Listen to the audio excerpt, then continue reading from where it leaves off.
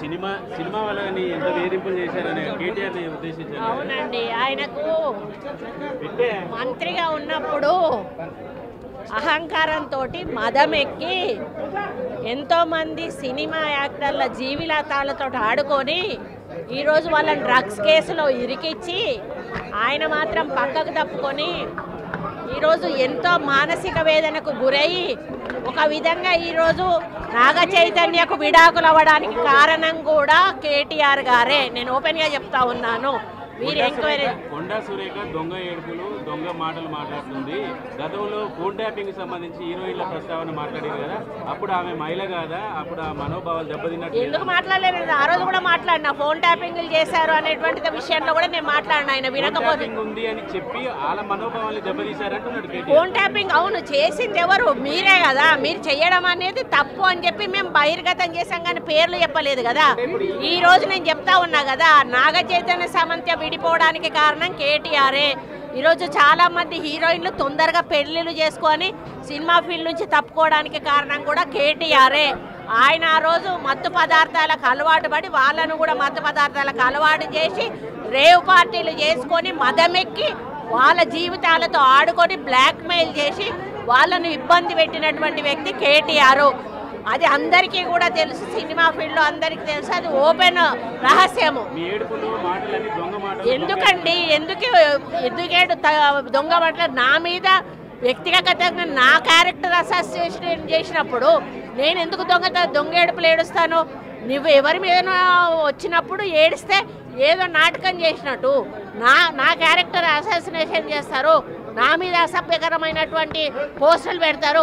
సిగ్గు లేకుండా మీ భారతీయ రాష్ట్ర సమితి పైన పేరు ఉంటుంది, అకౌంట్ పేరు, కింద మీ ఫోటోలతోటి కామెంట్లు ఉంటాయి.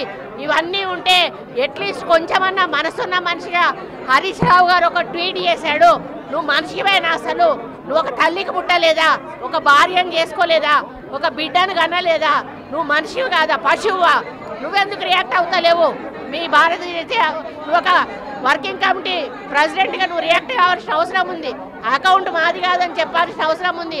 వాళ్ళ మీద చర్యలు తీసుకోమని చెప్పాల్సిన అవసరం ఉంది. వాళ్ళను పార్టీల నుంచి బహిష్కరించాల్సిన అవసరం ఉంది.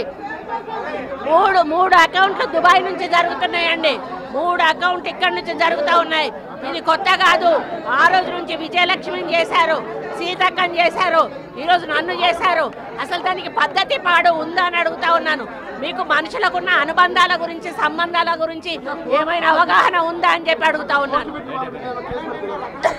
సైబర్ క్రైమ్లో పెట్టామండి, పోలీస్ స్టేషన్లలో కూడా పెడతాము. పిసిసి ప్రెసిడెంట్ గారిని కూడా పెట్టామని కోరాను. అదేవిధంగా మరి వాళ్ళ మీద చర్యలు కూడా తీసుకోమని చెప్పడం జరుగుతూ ఉంది.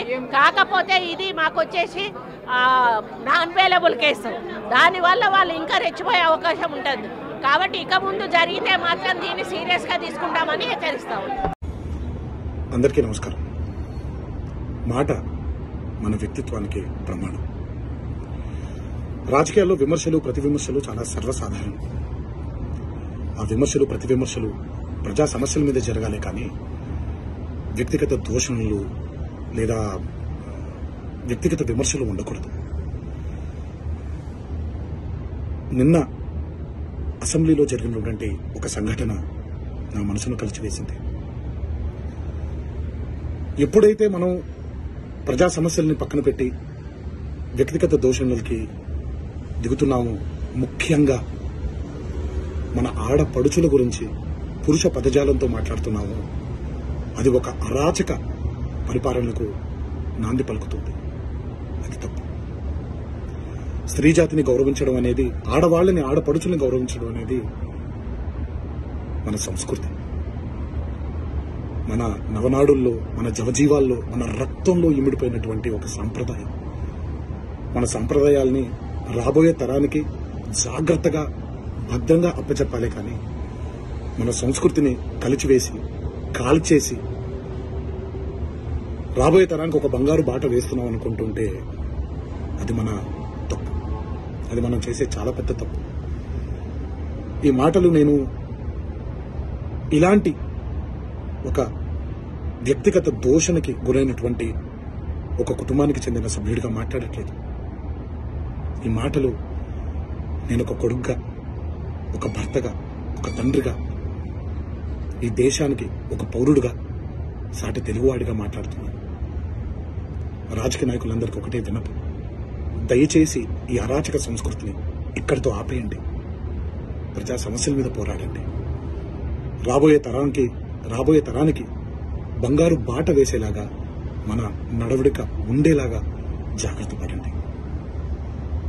ఇది నా విన్నపం మాత్రమే. ఇది ఇక్కడితో ఆగిపోతుందని మనసారా కోరుకుంటూ సెలవు తీసుకుంటున్నాను.